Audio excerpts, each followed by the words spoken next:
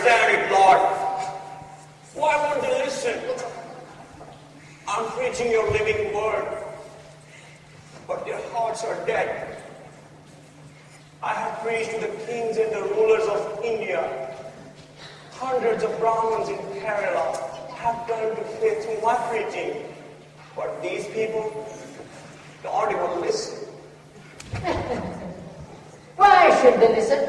It sounded to all of them as if you were bearing nonsense.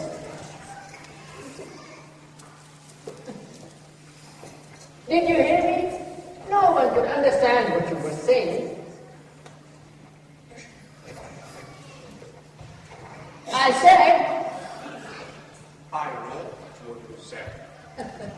How else would you expect them to respond? My God commanded me to preach these words. Then I guess your God doesn't know much about the people of Madras.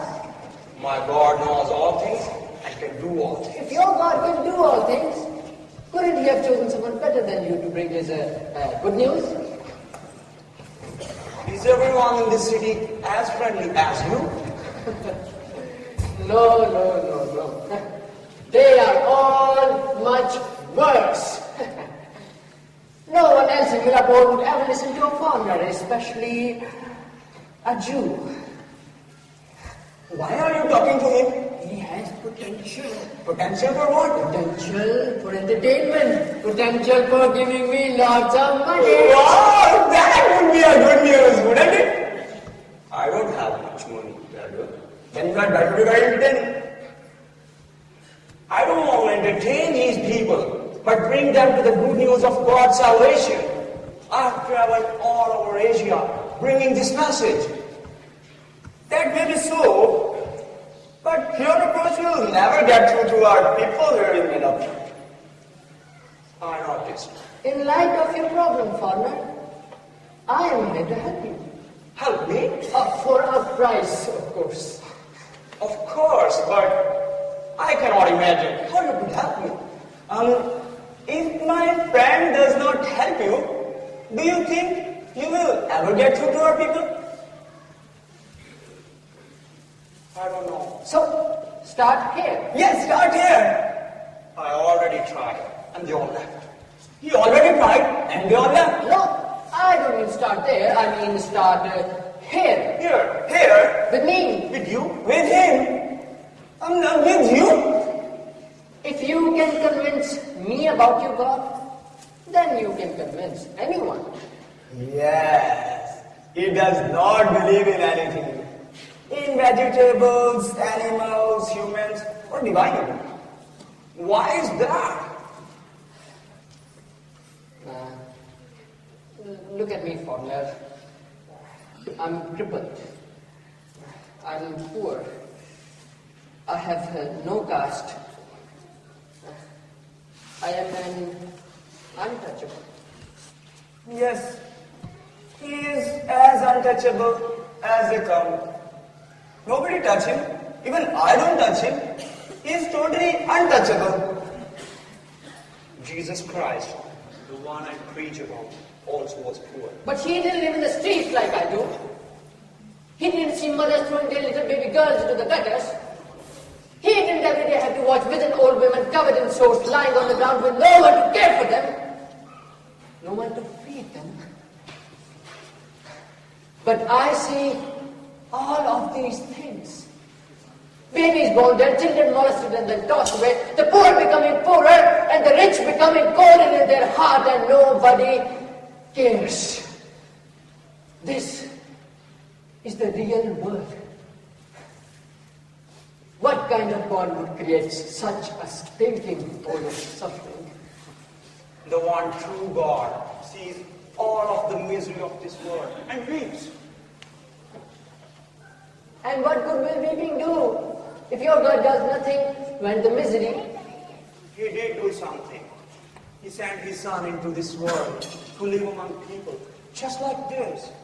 God's son, Jesus Christ, died on the cross to put an end to the suffering of this world. To end all of the suffering? Well, look around you. It didn't work. You know, He's got a point there. Stay all you want, Forman. But my shrunken stomach is growling with hunger. Are you interested in donating some money to a starving, suffering human? I'm not suffering and I'm not hungry, but I love to have money too. Is that the reason you stayed to talk with me for food? You're asking me to listen to you? I ask only for food. Which costs more? Listening to a fool or giving money to a crippled beggar? Is it a test? I think the answer is money. Did I pass the test?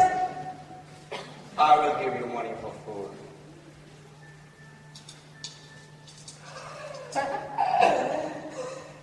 At least you're not cheap. Better. How can I reach the river from this bazaar?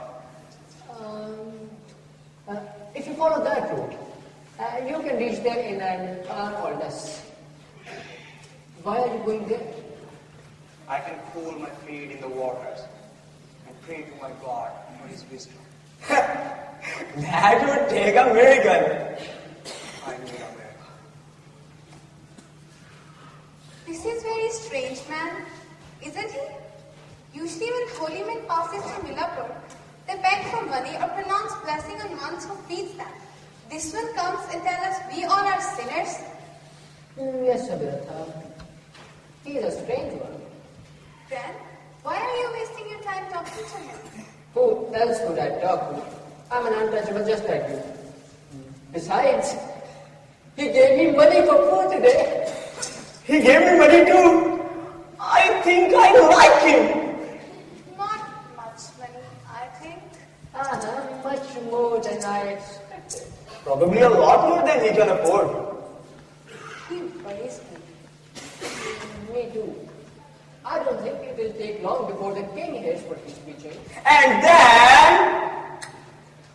The way he is preaching everywhere, I think he will be dead in 3 days. No, much more than that at least. If I had to. Of how